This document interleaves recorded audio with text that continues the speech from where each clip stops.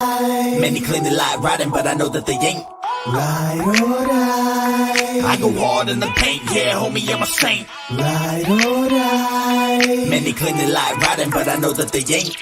They see the red and they call me a devil, but mind the treble, let me level with you. I used to idolize rappers that paint they face, but now I rock the blood of Christ ever since I've been saved by grace. Alrighty, guys, welcome. I appreciate you guys tuning in. A little bit later than normal videos. I want to thank both my guests, Matt Dillahunty, Caleb Jackson. This is not a debate. This is just a friendly conversation on the resurrection. Now, if you guys have any questions for the participants, tag James is Tired, and then I will bring the question up for like the last 10 or 15 minutes. And then I will fade into the background once these guys start going, and I'll come back closer to question time. All right. Thank you. Yeah, it's good to be here. So I think as far as format, we said that I was going to go first for a little bit, and then Matt was just going to kind of get his points in and bounce off of what I said. So if that's okay with everyone else, I will go ahead and give my brief little layout of what I want to talk today. Great. So, yeah. So in discussing topics of, such a nature like this, whether it be history or claims of the miraculous, most of us would agree that we should not be too credulous of accepting all claims.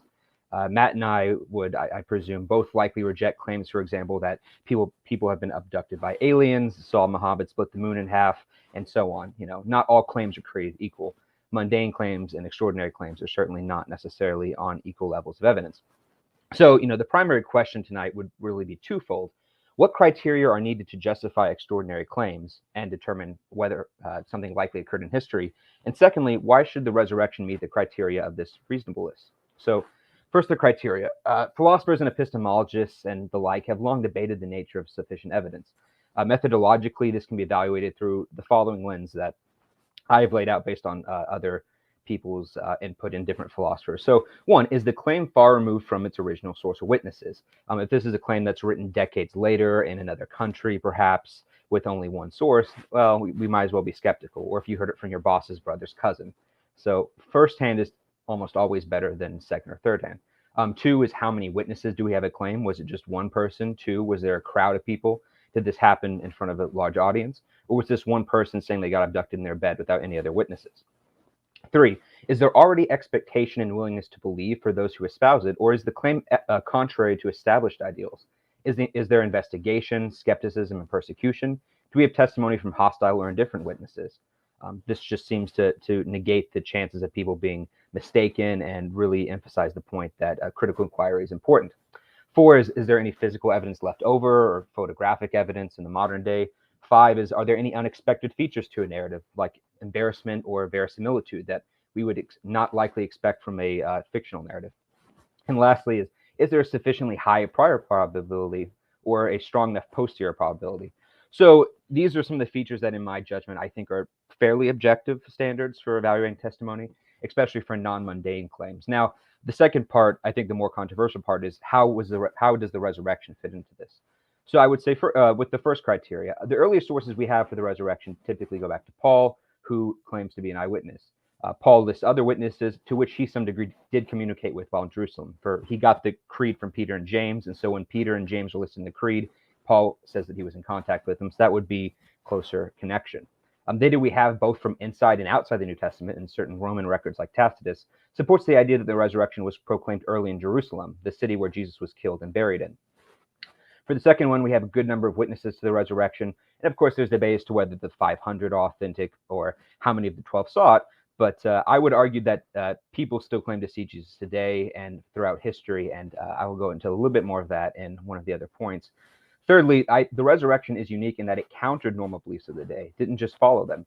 Jews believed in ghosts and bodily assumption to heaven, but they did not believe that anyone could be resurrected to immortality prior to the judgment day. We should at least ask what caused the disciples and Paul to come to such a strange and orthodox conclusion. I mean, after all, people do still say that they see dead loved ones today, but very few of them will say that their dead loved one is actually walking out of the coffin, leaving behind an empty grave. From Paul's letters and outside sources like Tacitus, we know that Christians were persecuted for proclaiming the resurrection divinity of Christ.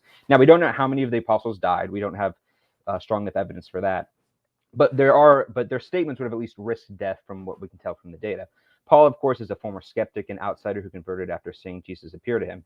Such enemy attestation is also prevalent today in many non-Christian cultures, where often Muslims and Hindus, some very hostile, for example, Sadhu Singh, will convert to Christianity after seeing what they believe to be Jesus appearing to them. While this doesn't necessarily count as definitive proof, it is evidence that supports the resurrection hypothesis and is something to be considered in the criteria. Fourthly, we likely do have archaeological evidence for the empty tomb, which is the Church of the Holy Sepulchre. Now, we can't be 100% certain, but most archaeologists and historians who comment on the event say that the spot is likely authentic because there are many historical and archaeological grounds for thinking that's the case. So this would be more plausible under the resurrection hypothesis because, again, bodily resurrection almost entails that there be an empty grave, whereas the idea that Jesus isn't raised from the grave wouldn't necessarily entail that. It's more likely that the grave wouldn't be empty.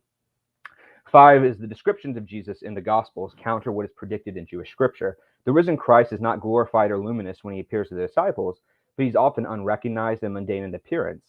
This is strange and actually contradicts what earlier scriptures like Daniel 12 and even Matthew said prior. So we have to ask, why does this contradict what would be expected? Likewise, the presence of women as primary witnesses is a risk for that culture due to Jews' perceptions of women being naive.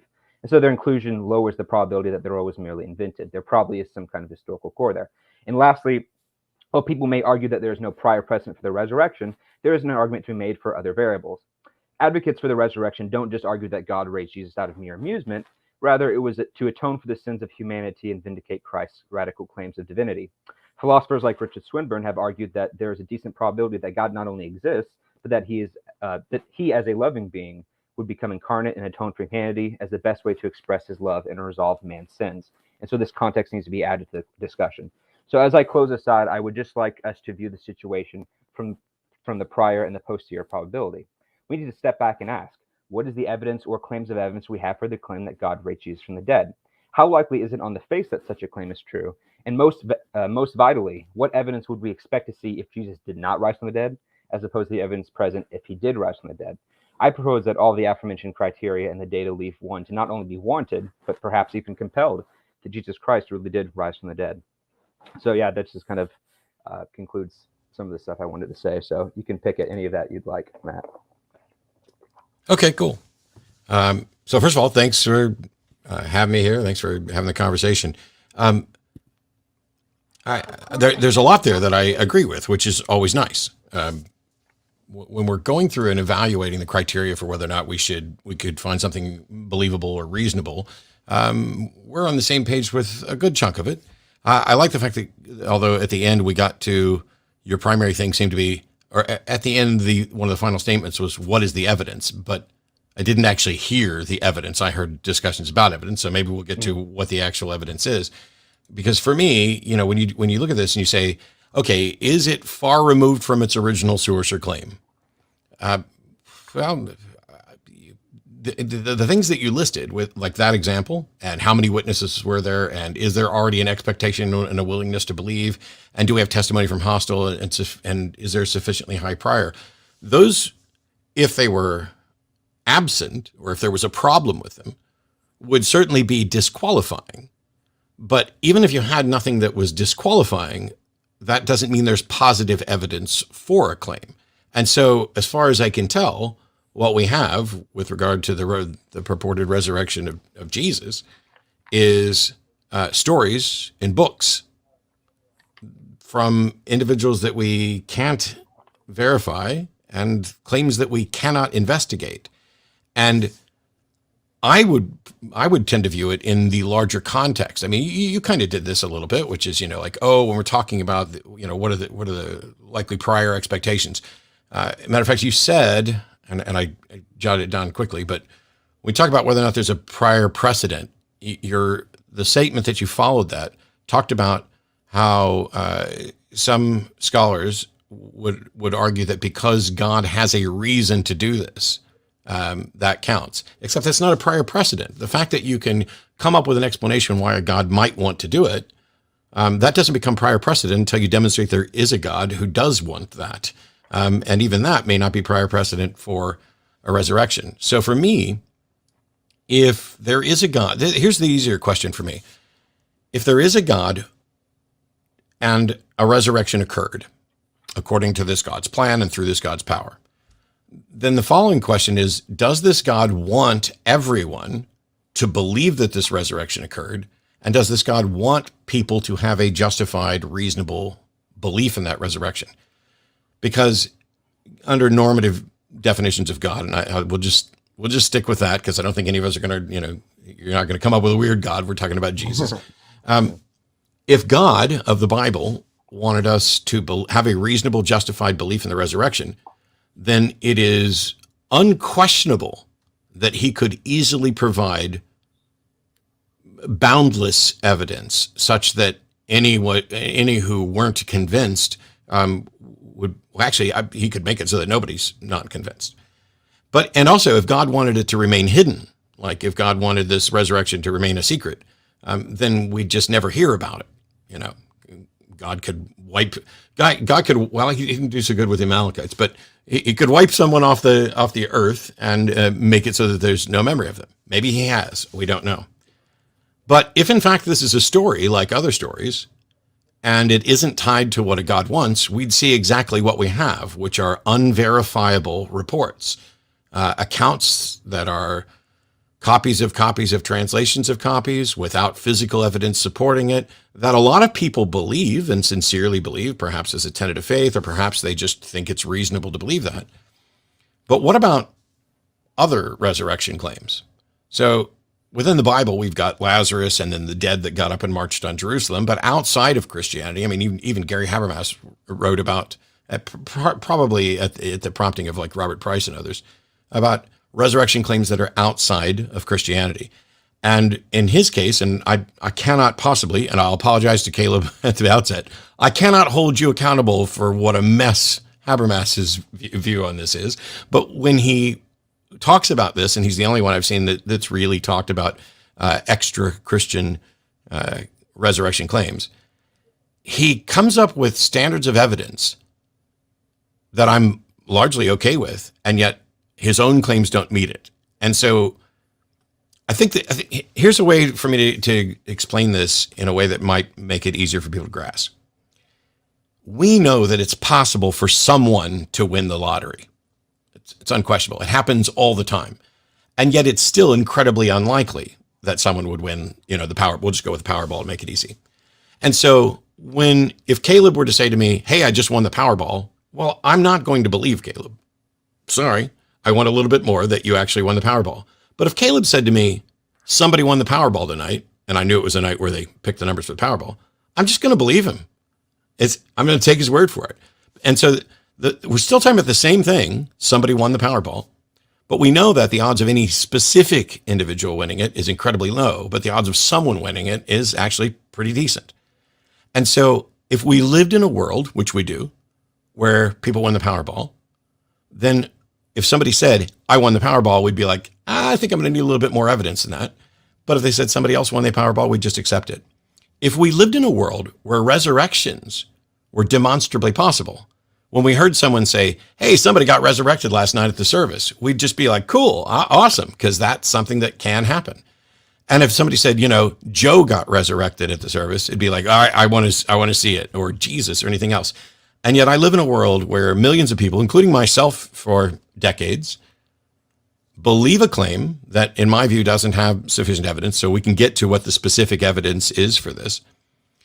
But not only that, we live in a world where no one has ever been shown to have won the resurrection lottery, where no one has ever demonstrated that it's possible, where no calculations of the odds of winning the resurrection lottery have occurred, where we have a story supported by other stories, and that can't be investigated, which is a real problem, because if there was a God and this was important, then it should be something that should be easily investigated, or that a God could provide evidence for.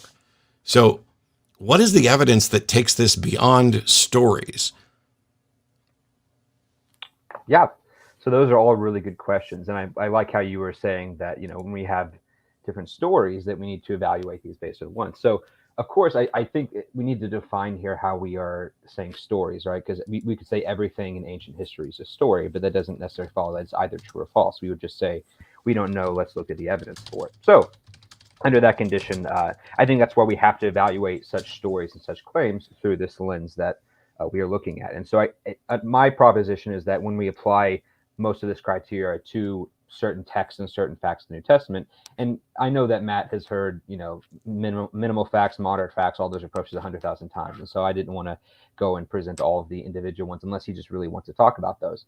But my methodology is more so applying this criteriological approach to the documents we have, to the New Testament, to Paul's writings, and to some degree the Gospels, as well as outside sources, and evaluate those. And and I actually do think that there are still miracle claims today. That's the topic of the book that I'm currently writing.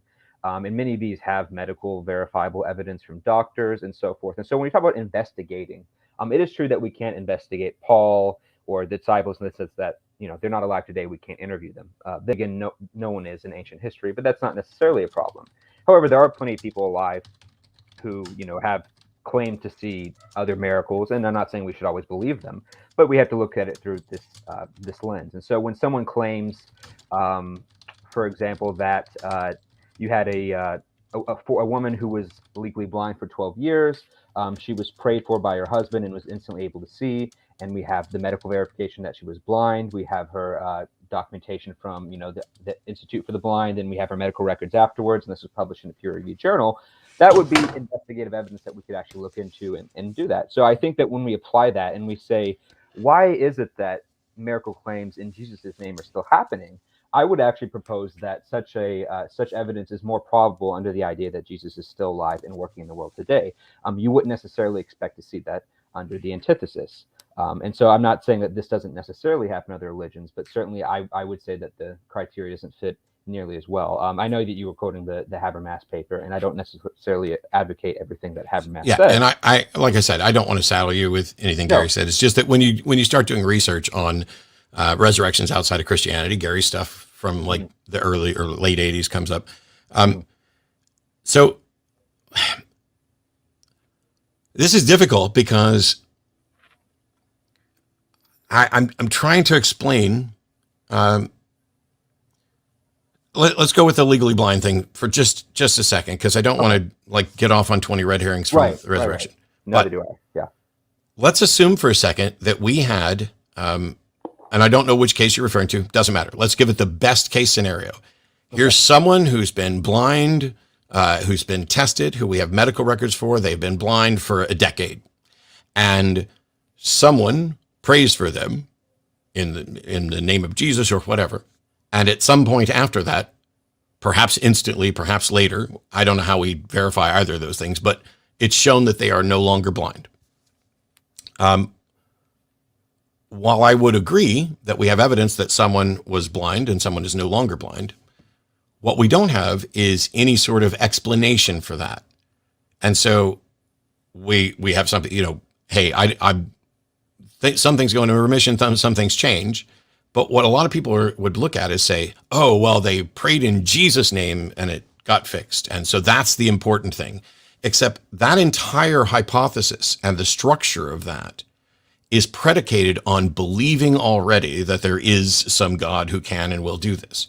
And so if we just had someone who was blind and is now not blind, how would we show a causal connection between either the prayer, which, by the way, even if you could demonstrate a causal connection between the prayer and the healing, that doesn't show how or why the prayer was answered. I mean, does that make sense?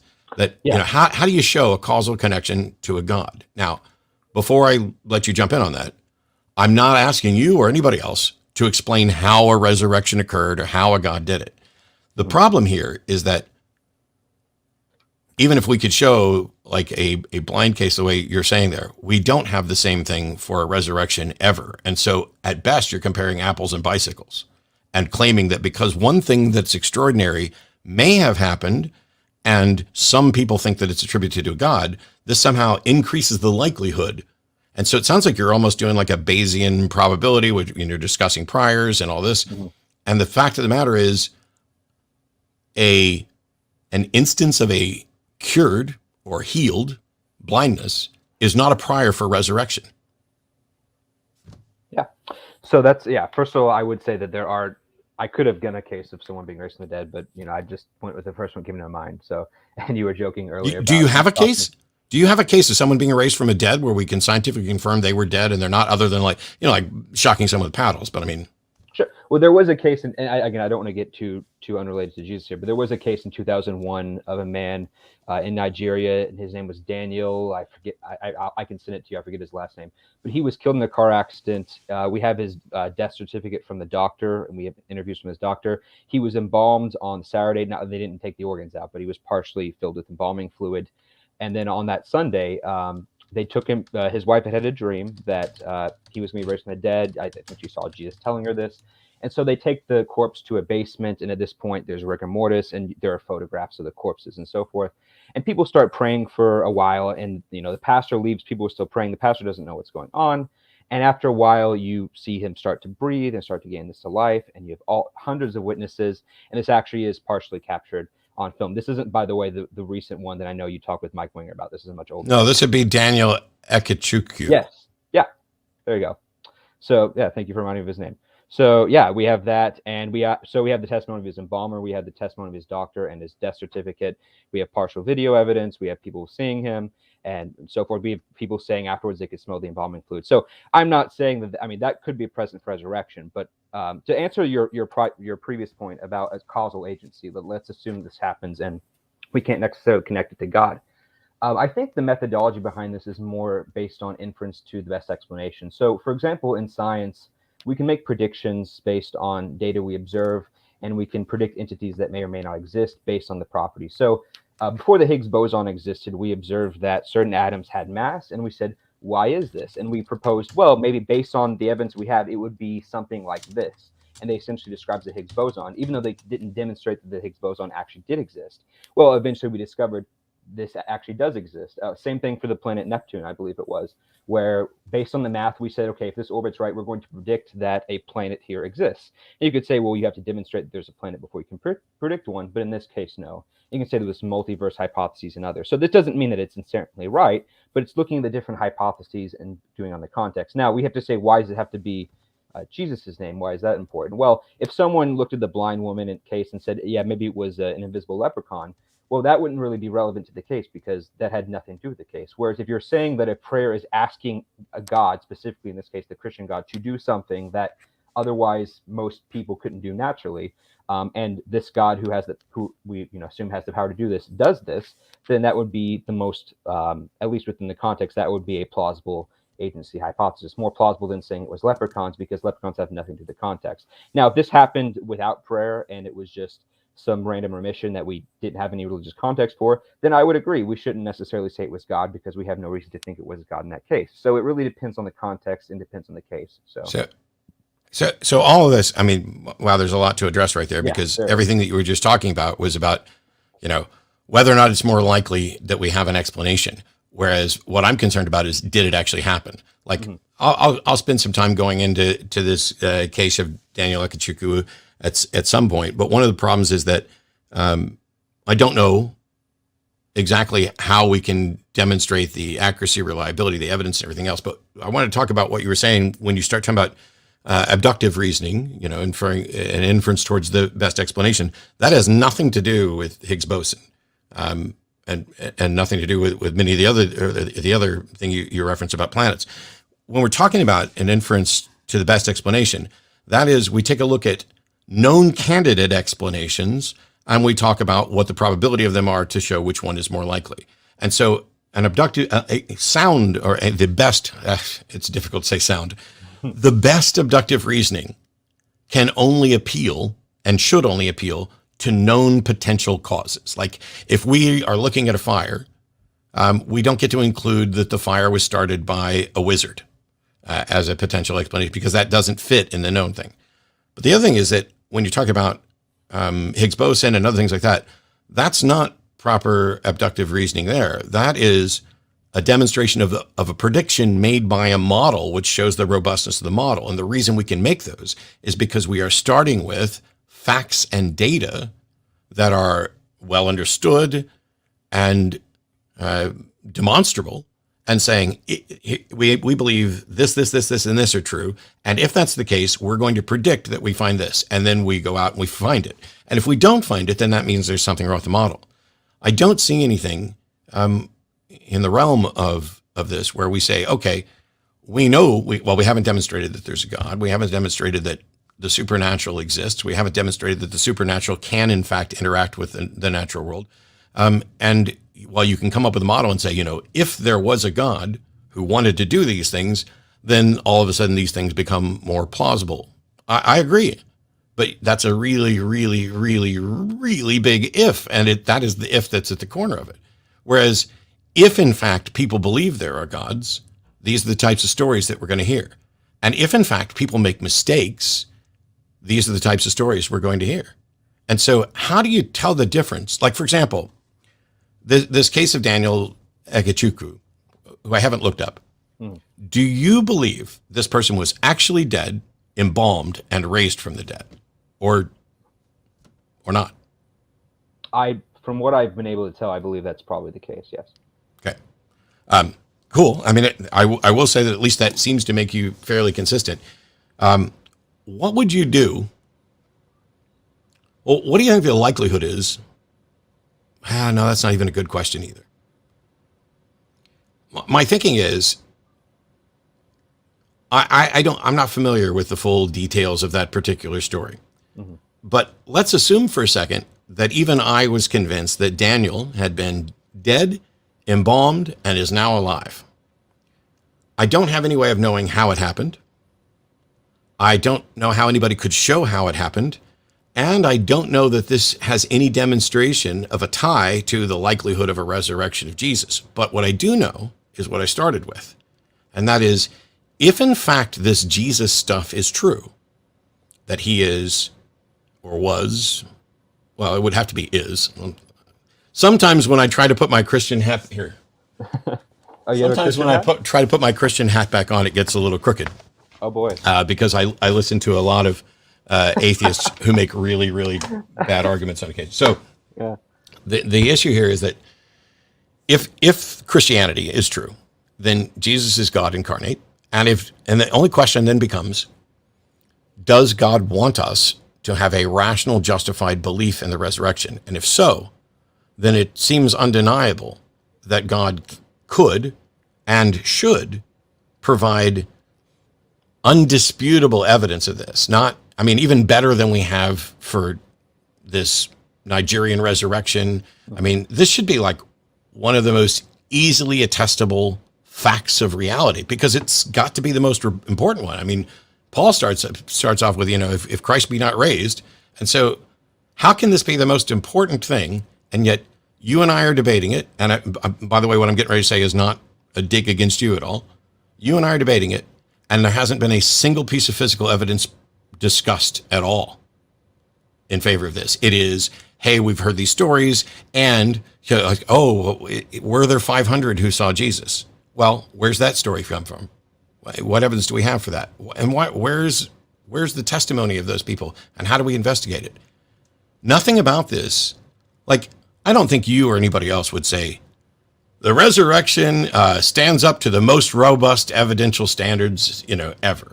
I mean, this stuff wouldn't even be admitted in a court of law. And if it were true, God could easily make it at least stand up in a court of law.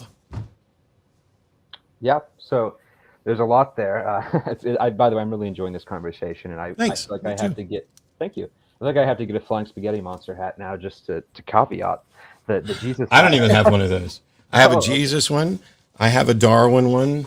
Oh. I have a trick one for the. It's Black Lives Matter, but yeah. Anyway, go ahead. I don't want to distract from the short hour that we've got. So my apologies. You're good. So yeah. So going back to, I want to address the causal question real fast, and we can go to divine hiddenness if you want. But so I think when we're talking about abductive reasoning and so forth, what I was trying to say earlier, and you were talking about the Higgs boson, is I don't think what people were saying is we have to show the Higgs boson exists to throw it out as a hypothesis. Now, you are correct that there is a model out there in which we have certain phenomenon that is observed and objective, and then we say, what is the best explanation for this phenomenon? So, when Isaac Newton was seeing apples fall from trees, they didn't necessarily have a mechanism to explain it at the time, but he proposes, hey, it's probably gravity, and here's all the reasons why. And of course, that becomes accepted science based on the data. So I think in the same way, it's the idea of saying, we know typically that blind people don't see, dead people don't raise, etc. And so this is itself unusual. We also know that, granted, there are arguments for the existence of God to varied probabilities. I'm not going to get into the whole theism versus atheism debate, but certainly there is at least some arguments for the existence of God. Whether or not one finds them convincing is a different question. But of course, it's not as if the notion of a God was never out there as a causal mechanism. And of course, most models of God have God as a creator who can in fact interact with the universe. And so one not even need to believe that, but at least know that's a commonly perceived belief in that case. And so when we look at the idea of, hey, this is a case of someone who shouldn't be able to do these things, and they are, and this happened in the context of someone praying to this alleged entity saying, God, could you please do this? Could you please do what is, from our perspective, otherwise impossible? Then that becomes a bit more interesting, because we don't know of any plausible natural mechanisms at the moment. If we do find some, that would be a better hypothesis. But we don't. But the fact that not just that we don't know, it's not just that we don't know, but the fact that we know not only have no natural plausible explanations, but that the context implies predictions which get you to some kind of agent. In this sense, we could predict that whatever caused this may have an invested interest in performing this miracle, that it has power to do this miracle that is perhaps contrary to law, etc. And I would also like to point out that we know that agents can in fact interact with the laws of nature. So typically laws of nature apply to closed systems. So if you lock money in a safe and walk away, you can, it's just not going to vanish and dematerialize given the laws of nature. If you come back to the safe and it's gone, well, you're going to assume that some agent intervened and took it out of the safe for you. So if someone were to raise from the dead, I wouldn't just say, oh yes, this person, the laws of physics just stopped working in Africa for some reason. I would say it seems like somebody or something is monkeying around and messing around with something that humans can't normally do. So there's that. Now with divine hiddenness, because that's also a good point, and I know that you bring that up a lot. I would say that God does want everyone to be in a personal relationship with him.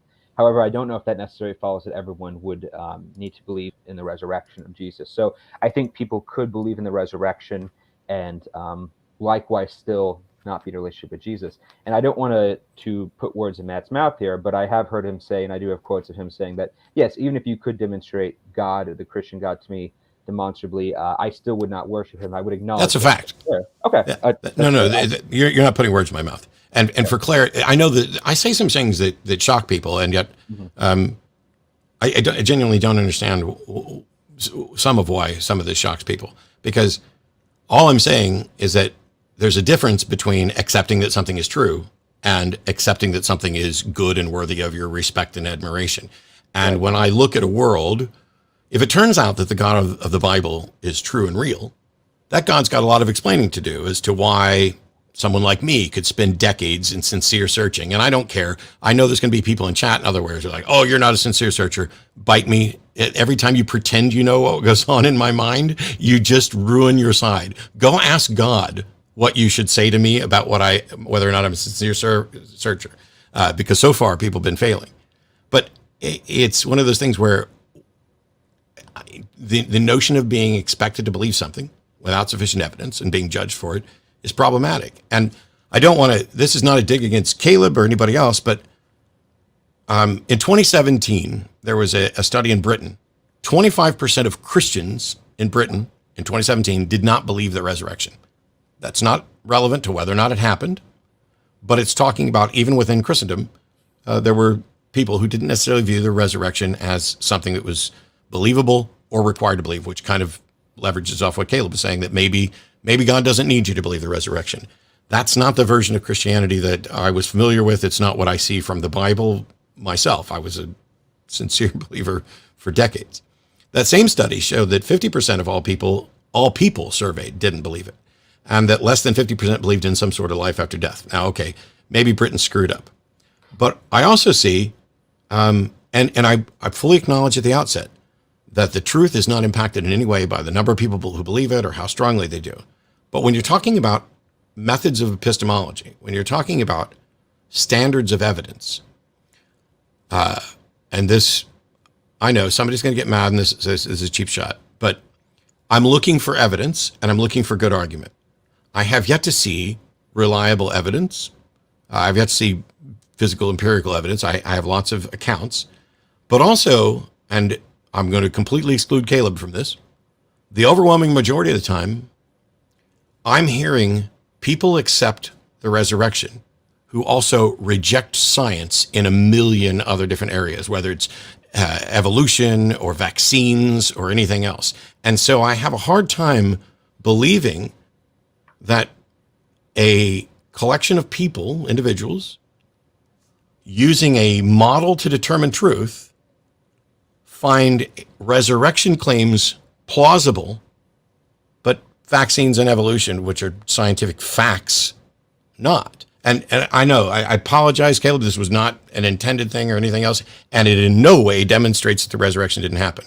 But it is about my frustration with, if the resurrection happened, I want to know, I want to believe, I want to see the actual evidence. And every time we ask for the evidence, I get nothing other than, well, we have lots of stories. And if you begin with this notion that there's a God, all of a sudden things become more plausible. I don't know how to reconcile. If we were to like throw out resurrection claims entirely, and we were to say, let's build a model, an epistemological model that allows us to learn as many true things and as few false things as possible. I can't imagine a model that would have let a resurrection in and excise vaccines or evolution. And I know that's not your thing to defend, so you can skip it and get back to what you wanted to talk about. Well, for the record, I have no issue with evolution or vaccines. So I suspected as much, but thank you. I'll take that as a compliment, I guess. Yeah. But, yeah. No, I guess. Well, so one thing I wanted to ask you on, because you said, I would want to see the evidence, but then earlier you also say that no, I wouldn't worship him. I guess my question is, if ultimately God would want you to be in a relationship with him, and the evidence, if he presented it, wouldn't necessarily get you to that point, what is God's motivation then for providing such evidence to you? Or is it just, would it not make a difference? Not make a difference for what you believe, but not make a difference as far as you worshiping him or not. If Matt, because the instant that God provides evidence and demonstrates that he exists, I stop being an atheist and stop doing the atheist experience, and then I start talking about how I am absolutely convinced that a God exists, that the Christian God exists. And while I may personally not worship that God, even this atheist, this skeptic who had rigorous standards of evidence in order to exclude things like this, now believes. I don't see how that wouldn't be, but it doesn't have to be me. Mm-hmm. It's not like Matt's not the center of the world or the atheist world or whatever. It is. Some people on YouTube would disagree with that, but okay. Well, we can debate that another day, and I'll just show up and tell them they're wrong, because that's one where I can just speak as the authority. I am not the center of the universe. Right. But it's the case here where that doesn't happen. It could happen for everybody. I had a number of discussions, and actually talked some of my atheist friends out of using tired old canards like, oh, what would convince you? Well, writing in the sky that everybody could read. And I had to explain to them, no, that's not enough, because how did you rule out an advanced technology that that's beyond you? You would have to have godlike knowledge to know the difference between a sufficiently advanced technology and a God. Now, that's not a dodge. That's just a fact that you need to have some way to tell the difference between, it's like if I went back in time right now, I mean, I've been a magician my whole life. I can do tricks that would start religions easily, and in some cases have. We have to know the difference, and have to know a way to tell the difference between those two. And I'm just trying to be consistent with my evidence. And this is the reason I brought up that, there are people who are going to accept a resurrection, even if they, may not accept other sciences. What is the consistent method that allows resurrections in, but doesn't allow in false resurrections, doesn't allow false claims about the supernatural? Because what you listed with criteria at the beginning, I agree, there were good examples of negative disqualifying, but not necessarily positive. Like, what rises to the level of sufficient evidence for a resurrection, anything supernatural. I have no reason to think of anything supernatural. Like, I'd love for somebody to say, here, Mike Lacona tried to do this when we debated the resurrection, Right. Yeah, I saw that. which was, we're going to talk about floating trash can lids and Ouija boards. And I get it. If somebody believes that stuff, all of a sudden that means there are more plausible explanations for this. But that's an internal plausibility. I'm not aware of any demonstration of anything supernatural ever. Mm-hmm. Yeah, so it seems to me like the methodology at that point would be to say, first we have to establish, did this claim actually happen, or is this just myth? And then we can say, okay, now what's the best explanation? Was this, assuming the person wasn't lying, was this some kind of natural misunderstanding, misperception, etc.? So I would agree with all of that, and at least from as much as I understand him saying that, and that's why. And I agree with what you just said. And actually, earlier when you had said, hey, we don't have natural explanations for this, the thing that I wanted to jump in and say is we do. We absolutely have natural explanations for why people would claim supernatural things. What we don't have natural explanation for is the supernatural claims if they were in fact to be demonstrated to be true. So I agree with you. The first step is to show that X happened and then start working towards an explanation. But I haven't seen any demonstration that X happened. And even with you, it's, well, there are reports of a resurrection, and if we take A, B, and C, well, that's consistent with that, and that makes it more likely. But where's the confirmation of anything, any resurrection? Yeah, but I get it. Right. No. Yeah. And I don't think we want to beat a dead horse, but it'd probably be resurrected anyway if we did. But yeah, that would be good. And by the way, wouldn't it? Yeah. Kudos. Thank you. Yeah. No, I had that joke pre-planned. I thought it was pretty funny. But anyway, thank you.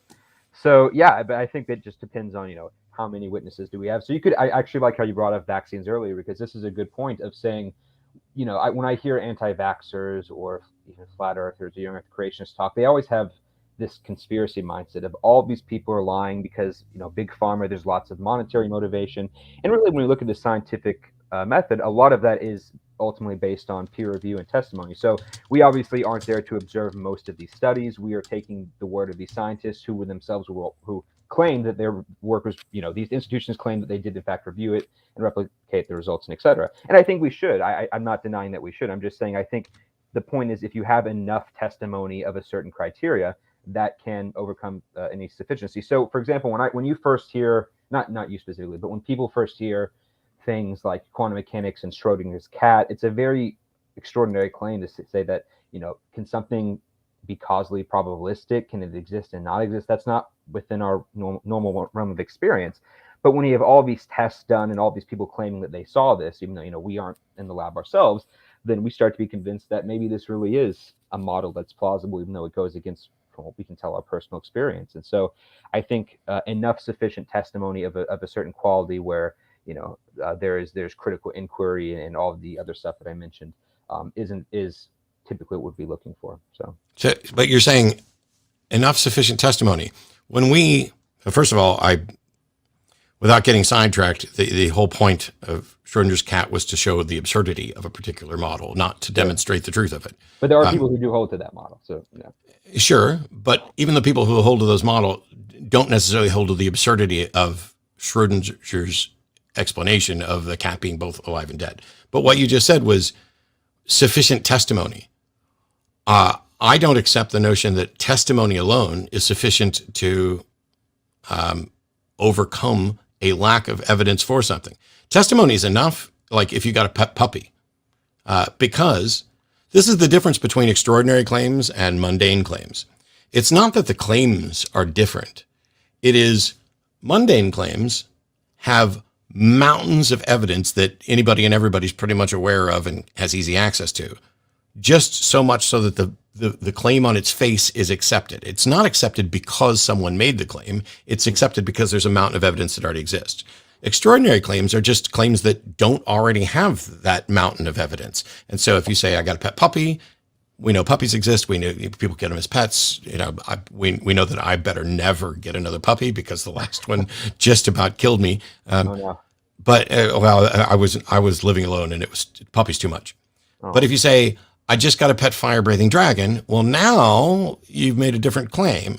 But if we lived in a world where fire-breathing dragons were actually supported by evidence in the same way puppies were, those claims would be equivalent. There's nothing about the claim that's extraordinary. It's about how consistent it is with this. And so with the facts of reality.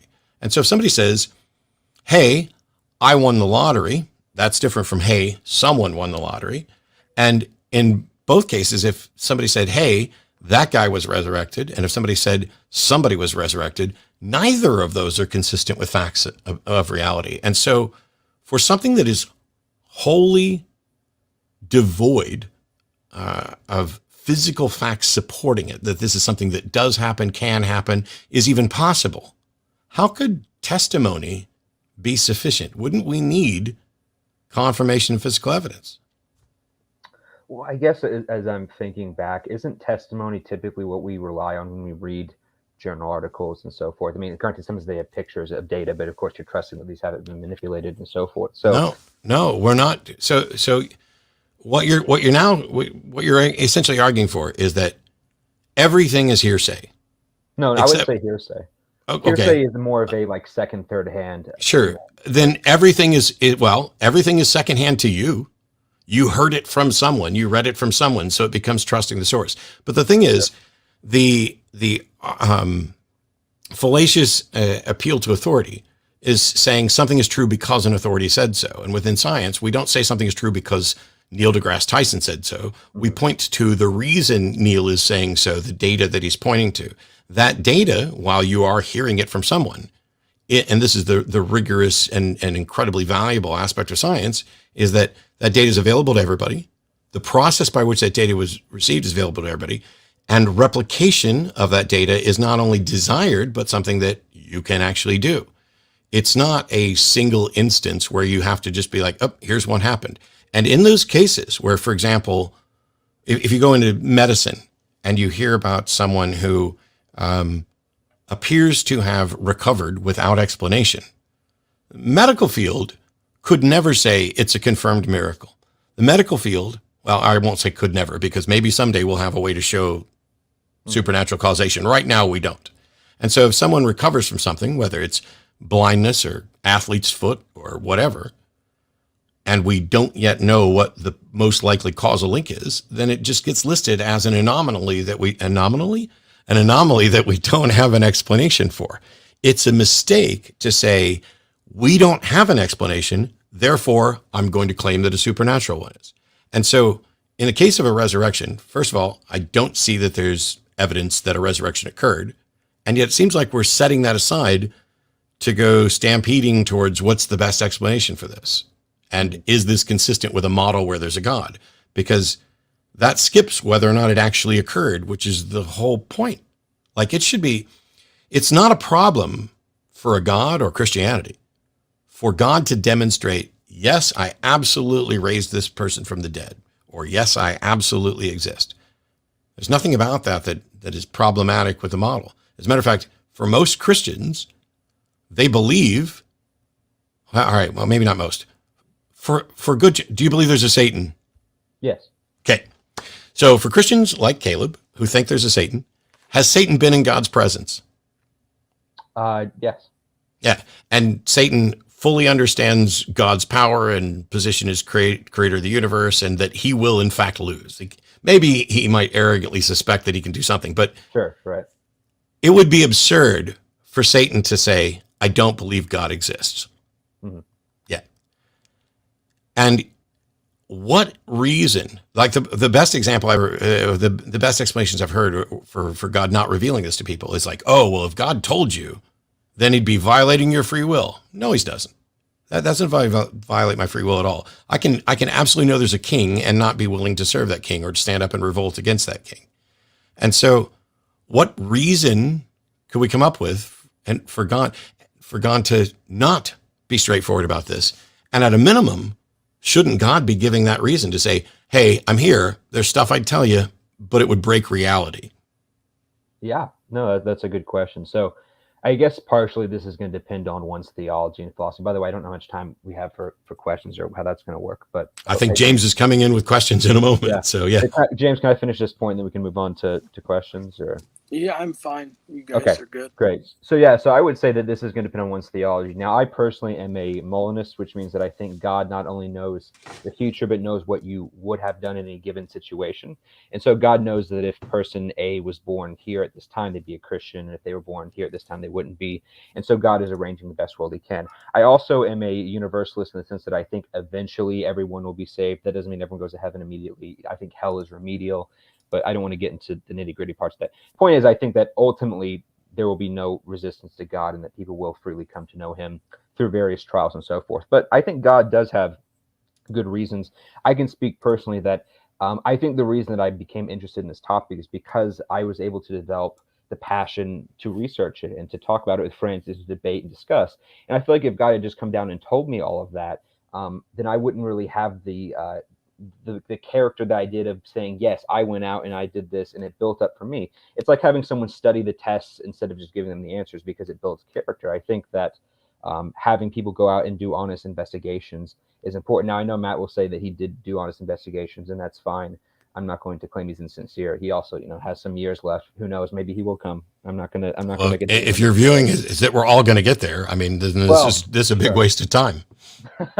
Well, yeah, but some of them, there's an easy way and a hard way, and I prefer you to get there the easy way. But easy as far as you developing it, not through help. And yet you just made an argument for not getting there the easy way. Character building. Well, yes, but character building in hell is not necessarily identical to character building as far as investigation and so forth. But regardless, I think that's partially why, at least from what I can say, God may have reasons not to show. But I also do think that God, knowing what would convince people, does appear to people who, and that's why I very briefly mentioned the cases of plenty of non-believers like Hindus and Muslims claiming that Jesus appeared to them and this causes them to convert. Now, I'm not saying that all of these are credible or not. You'd have to look at them on a case-by-case basis. But point being that I think that if someone really is sincere, and again, I'm not saying Matt isn't sincere because I can't speak for everyone on there, that God will provide mechanisms to know him, and that God at the same time sometimes uses this as an investigation to build us up. But that's just what I would say. So I really appreciate this conversation. It was just fun. Yeah, me too. Yeah, I want to thank both you guys for coming on. When this conversation kind of came up, I'm like, this would be fun because Caleb is a nice, polite guy. Matt has been nothing but generous with his time coming on the smaller channel, and I definitely appreciate it. The first question is actually like this question I got a few times, so we'll go ahead and put it up for Andrew. It says, can you ask each of the people talking, would you change, what would change your mind? I kind of combined all three together. Like, what would change your mind, Matt, that the resurrection was true, and Caleb, what would change your mind that the resurrection's false? Who would you like to answer first? I guess since I got the last word and Matt can answer first, but I think I know what Matt's going to say, but I can say it anyway. Well, I could give the one-word answer, which is evidence. Well, okay. Yeah. And in that case, I'm specifically talking about sufficient evidence. And of course, that doesn't get us anywhere because the whole discussion is about what counts as sufficient evidence. And for me, when the resurrection, so extraordinary claims, like I mentioned, are those that aren't consistent with the facts of reality. The time to believe something is once it's either been demonstrated to be a mundane claim that it is wholly consistent with the facts of reality, or when someone has provided the evidence that this is undeniable, that it would be worldview altering to have to say, nope, I don't believe that. And that it would cause some sort of conflict somewhere else in reality. When people tend to ask me what would change my mind about the existence of God, which I think we're probably what we're getting at, my answer has been pretty consistent for the last 10 years or so, which is I don't know what would change my mind. But if there is a God, God knows exactly what would change my mind and should be able to do it. And the fact that it hasn't happened means that either God doesn't exist or God doesn't want me to know that he exists yet. That's all I can say. Yeah.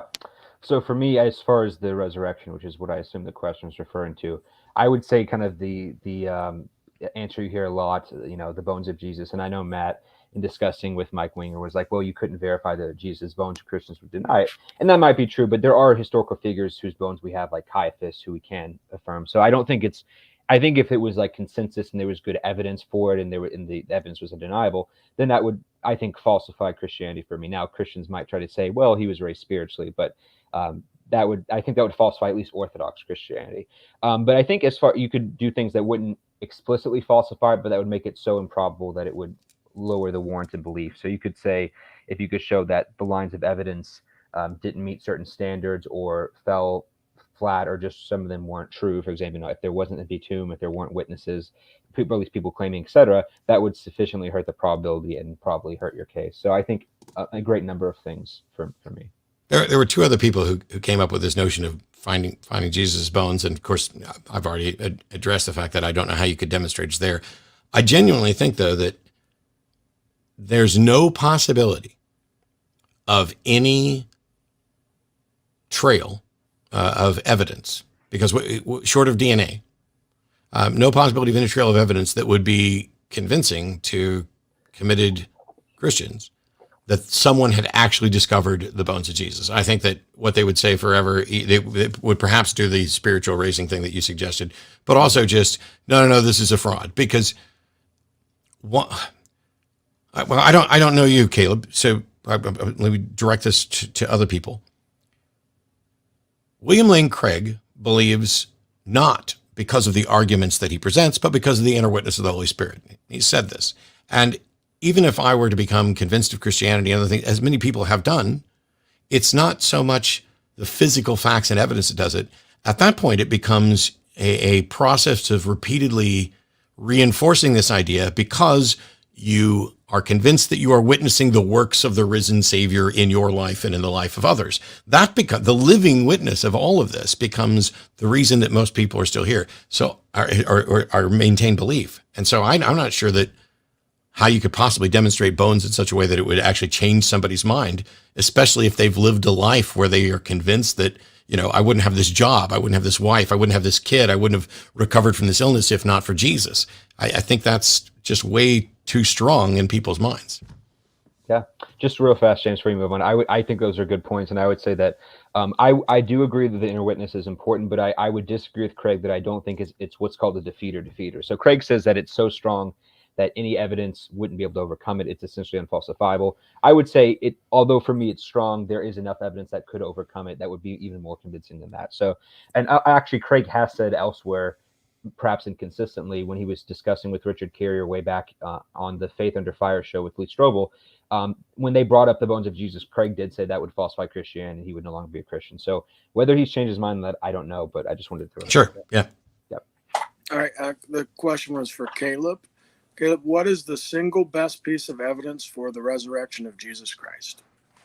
Yeah, so I think, again, single best evidence is hard to do, because you could say, what's the single best evidence that, that George Washington was a historical person? You have lots. I'm not saying it's as good as the existence for George Washington, by the way. I'm just saying when you're looking at a case like that. But for what some of the ones I find compelling are the more the modern ones. So not that I don't think the history is important, but when I look at modern cases of what I call like Christian supernaturalism, of contemporary visions of Jesus and healings in Jesus' name and so forth, I think because that is more verifiable and easier to document, medically and so forth, and the Christian context, I think this is indication for me that Jesus is still alive in the world and active today. And I think that's far more likely under the hypothesis of resurrection than the hypothesis that Jesus is in fact dead. So that for me, I think, is one of the ones that I find compelling, or list of ones. And Matt, do you have anything to add to that, or I can go to the next question? Nope. All right. Let's try to get to as many as we can. All righty. The next question is for Matt. If I can I may have to rephrase it for the individual. He wants to know what your thoughts is on the atheist push for mythicism now. I guess he means the atheists who are mythicists. Yeah, I'm not a mythicist. I have friends who are. I view two different camps of mythicists. There are the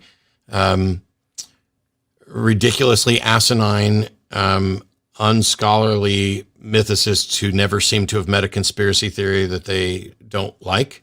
And then there are some that are just putting forth the notion that even on the face of the claim, it's like if you took a look, list everything that is claimed about Jesus and then start crossing out everything that we can't verify,